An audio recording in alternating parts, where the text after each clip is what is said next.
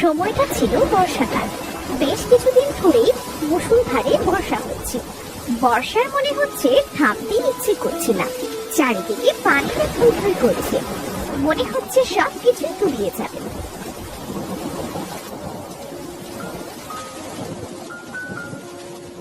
ওগো শুনছো, এবছর তো মনে হচ্ছে বর্ষা আর থামবেই না। বর্ষা না থামলে তোমরা না খেয়ে মারা যাবে। ঘরে তো কোনো খাবার মতো কিছুটি নেই। হ্যাঁ গো গিন্নি, সেটা তো বুঝতে পারছি। খাবার থাকবে কোথা থেকে? আজ কটা দিন ধরে বর্ষার জন্য কাজে যেতে পারিনি। কি যে করব বুঝতে পারছি না। হ্যাঁ গো, এই বর্ষায় তো কোথাও কাজও পাওয়া যাবে না। আবার কাজ না পেলেও আমাদের যে না খেয়ে থাকতে হবে। যত জ্বালা আমাদের মতো গরিব মানুষের। না পারি ভালোভাবে বাঁচতে, আর না পারি মরতে। গিন্নি, এত চিন্তা করো না। দেখো, সৃষ্টিকর্তা ঠিকই একটা রাস্তা বের করে দেবে। তুমি যাও, গিয়ে দুপুরের জন্য রান্না বসাও। রান্না? কি রান্না বসাবো শুনি? ঘরে তো দুটো চাল আর এক মুঠ ডাল ছাড়া যে আর কিছু নেই। আর ওটুকু চালে আমাদের তো একজনেরই পেট ভরবে না। যেটুকু আছে ওটুকুই রান্না করো, দুজনে ভাগাভাগি করে খাবো। দেখি কাল না হয় কাজের খোঁজে বের হব, কেমন? ঠিক আছে, তাহলে আমি রান্নাটা বসাই, তুমি বিশ্রাম নাও। এরপর রেনু রান্না করতে চলে গেল। রামু বাইরে তাকালো, কেমন বর্ষা হচ্ছে তাই দেখতে। বাইরে উঠোনের এক কোণে তার চোখ পড়লো একটা বেগুন গাছে অনেকগুলো বেগুন ধরেছে। গিন্নি, ও গিন্নি, আমাদের বেগুন গাছে যে অনেকগুলো বেগুন ধরেছে। তাই নাকি গো? তুমি সত্যি বলছো? হ্যাঁ গো গিন্নি, হ্যাঁ সত্যি বলছি। ওই দেখো কি সুন্দর বেগুন ঝুলছে। ওমা, তাই তো দেখছি। তাহলে তুমি সাদাটা নিয়ে গিয়ে কয়েকটা বেগুন তুলে নিয়ে এসো। খিচুড়ির সাথে বেগুন ভাজি খেতে খুব মজা লাগে। হ্যাঁ গিন্নি, কথাটা তুমি ঠিক বলেছ। আমি এক্ষুনি যাচ্ছি। তুমি খিচুড়ি রান্না করতে থাকো, আমি যাব আর আসবো।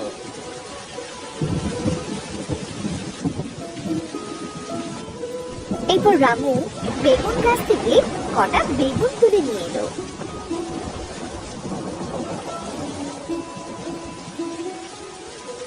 এই নাও গিন্নি, বেগুনগুলো ভাজো।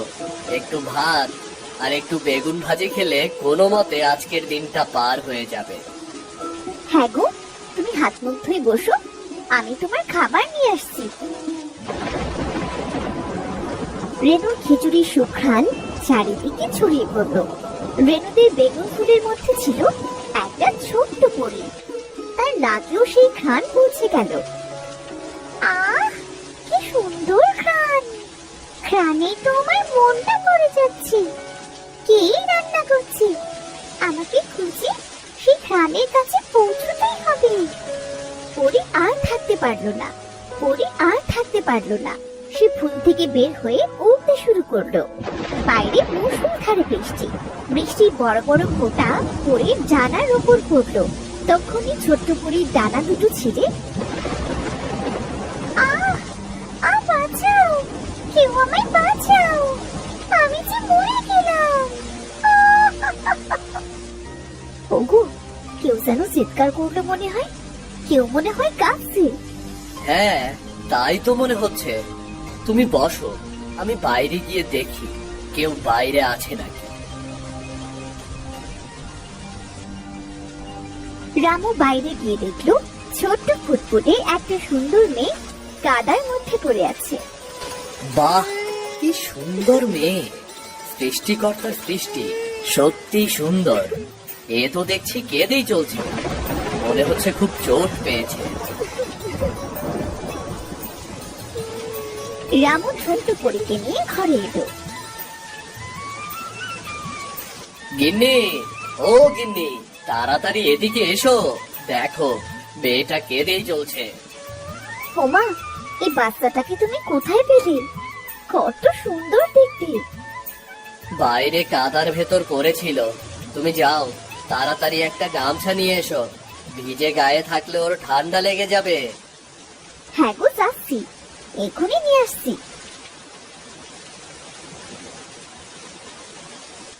তা তোমার নাম কি? তুমি আমাদের বাড়িতে কিভাবে আসলে? আর তোমার বাড়ি বা কোথায়? এই কথা শুনে ফুলপরির তার পরিমায়ের কথা মনে পড়লো। ফুলপরি, তুমি তো এখন অনেক ছোট, তোমার ডানাগুলো মাত্র গজিয়েছে, তোমাকে এখন সাবধানে থাকতে হবে। পরিমা, আমি পৃথিবীতে যেতে চাই, পুরো পৃথিবীটা ঘুরে দেখতে চাই। না ফুলপরি, তুমি আরেকটু বড় হোক, তোমার ডানাটা একটু শক্ত হোক, আর তারপর তোমার যেখানে ইচ্ছে যেও।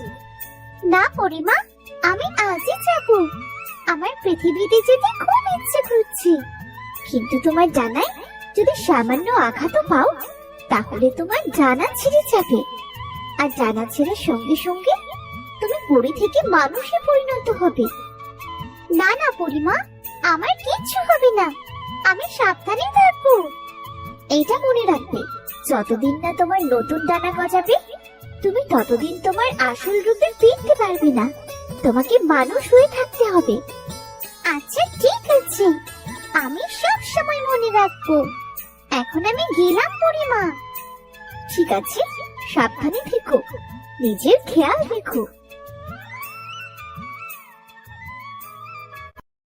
আমি সব সময় মনে রাখবো। এখন আমি গেলাম পরিমা। ঠিক আছে, সাবধানে থেকো, নিজের খেয়াল রেখো। কি হলো? তুমি কোথায় হারিয়ে গেলে? আমি তো তোমাকে কিছু জিজ্ঞেস করেছি। রামুর কথাগুলো শুনে ফুলপুরি বাস্তবে ফিরে এলো এবং জোরে জোরে কাঁদতে শুরু করলো। আমি কিচ্ছু জানি না, আমার কিচ্ছু মনে নেই। আহ, দেখছো তুমি যা কাঁদছে, আর তুমি কিনা একসাথে এত প্রশ্ন করছো, ও তো ভয় পেয়ে যাবে। আমি তো শুধু জানতে চেয়েছিলাম ও কোথা থেকে এসেছে আর ওর বাবা মা কোথায়। আচ্ছা থাক, পরে সবকিছু জানা যাবে।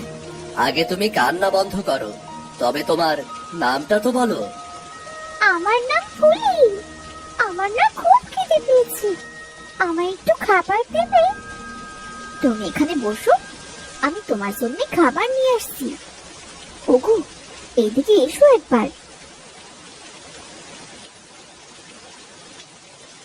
পরিমা বলেছিলেন মানুষ খুব খারাপ হয়, কিন্তু এরা আমার কোনো ক্ষতি করবে না তো?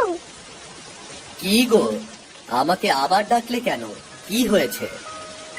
ওগো, ঘরে তো এই অল্প খাবারটুকুই আছে, তুমি আর আমিও তো না খাওয়া, এই খাবারটুকু মেয়েটাকে দিলে আমাদের তো না খেয়ে থাকতে হবে।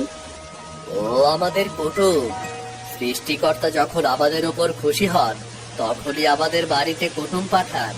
তুমি খাবারগুলো সব ফুলিকে দিয়ে দাও, আর আমি দেখি কোনো কাজের সন্ধান পাই কিনা। রেনু খাবার নিয়ে ফুলপুরিকে দেবার সাথে সাথে ফুলপুরি খাওয়া শুরু করলো, কিন্তু এত অল্প খাবার খেয়ে তার পেট ভরলো না। আমায় আরেকটু খাবার দেবে, আমার খুব খিদে পেয়েছে। আর তো খাবার নেই, যেটুকু ছিল তার সবটাই তোমায় দিয়েছি, আমাদের ঘরে চালও নেই, সে তোমায় রান্না করে দেব। তুমি চিন্তা করো না, আমি বাইরে যাচ্ছি কাজের সন্ধানে, কাজ পেলে আমি বাজার থেকে সবকিছু কিনে নিয়ে আসবো। কিন্তু বাইরে তো খুব বৃষ্টি হচ্ছে, এই বৃষ্টিতে বাইরে গেলে তো তোমার শরীর খারাপ করবে।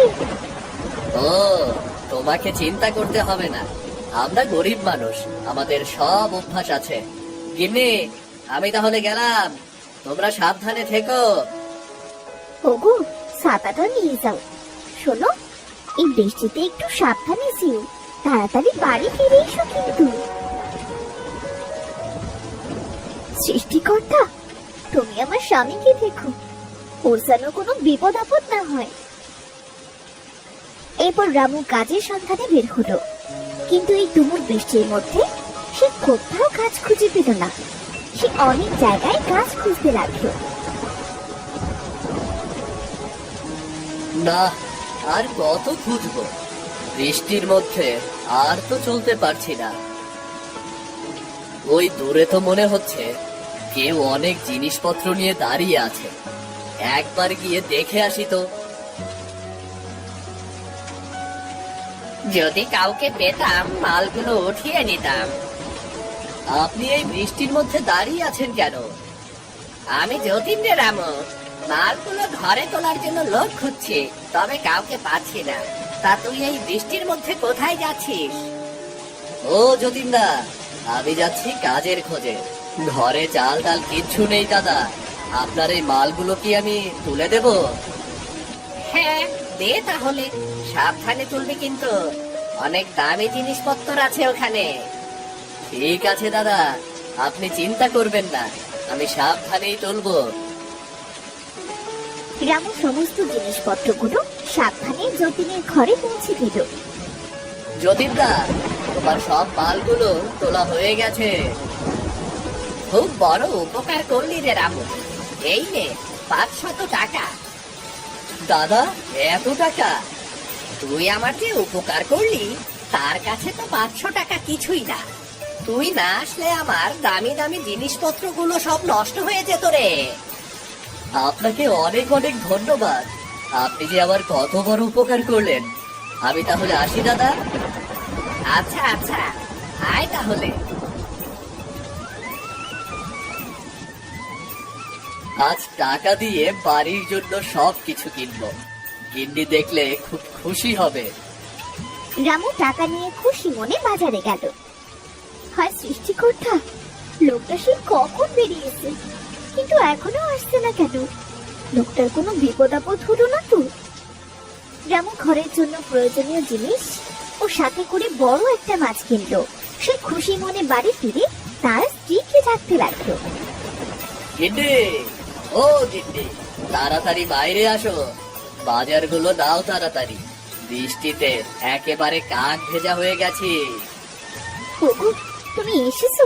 আমি সেই কখন থেকে তোমার পথ চেয়ে বসে আছি। আমি তো ভয় পেয়ে গিয়েছিলাম, তোমার আবার কোনো বিপদ আপদ হলো না তো? আরে না, কাজ করতে করতে দেরি হয়ে গেছে, আর বাজারে গিয়েও একটু দেরি হয়েছে। দাও, বাজারগুলো ধরো। ও মা গো, তুমি এত বাজার এনেছো, আবার মাছও এনেছো দেখছি। তা এত টাকা কোথায় পেলে শুনি? কোনো কাজ পেয়েছো বুঝি? বৃষ্টির ভেতরে যতীনদার কিছু কাজ করে দিয়েছিলাম, তাই সে কিছু টাকা দিয়েছিল, তাই দিয়েই তো বাজার করে আনলাম। গিন্নি, তাড়াতাড়ি আগুন জ্বালাও, খুব শীত করছে। এরপর রেনু বাজারগুলো ঘরে দেখে তাড়াতাড়ি আগুন ধরালো। তুমি আগুনে হাত পা সেকতে লাগো, আমি মাছ তরকারি কেটে রান্না বসাই গে।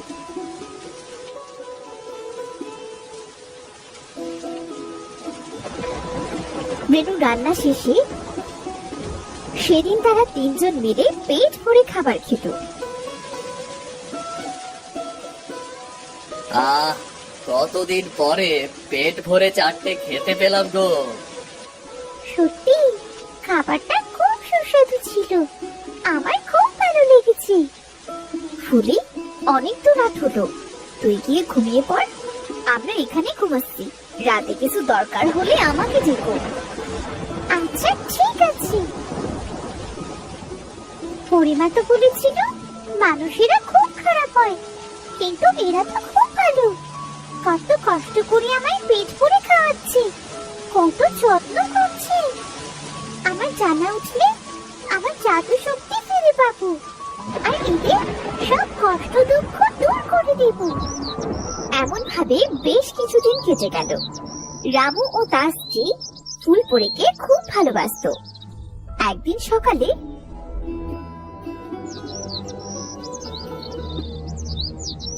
রেনু ফুলপরিকে ডাকতে গিয়ে ভীষণ ভাবে চমকে উঠল। কি গো গিন্নি, কি হলো তোমার? এমন জোরে চিৎকার করে উঠলে কেন? ওগো, ওগো দেখে যাও, আমাদের ফুলির জায়গায় কে শুয়ে আছে। রেনুর চিৎকারে ফুলপরির ঘুম ভেঙে গেল। ভয় পেও না, আমি পরি। আমি এতদিন তোমাদের বাড়িতে মানুষ রূপে ছিলাম। পরি? হে কি বলছে গো, ও নাকি পরি? তুমি কিভাবে তাহলে আমাদের বাড়িতে আসলে পরি? তোমার বাবা মা কোথায়? পরি তখন তাদের সাথে সব কথা খুলে বলল। এতদিন তো শুধু মানুষের মুখেই পরির কথা শুনেছি, আজ নিজের চোখে দেখার সৌভাগ্য হলো। আমি তোমাদের উপর খুব খুশি হয়েছি, তোমরা খুব ভালো মানুষ। আজ থেকে তোমাদের কোনো কষ্ট থাকবে না। এরপর পরি তার জাদু দিয়ে রেণুদের বেগুন গাছটা বড় করে দিল আর গাছে অনেক বেগুনে ভরে দিল। তোমাদের এই গাছের বেগুন কখনো পড়বে না। এই বেগুন বিক্রি করে তোমরা তোমাদের সব দুঃখ কষ্ট দূর করতে পারবে।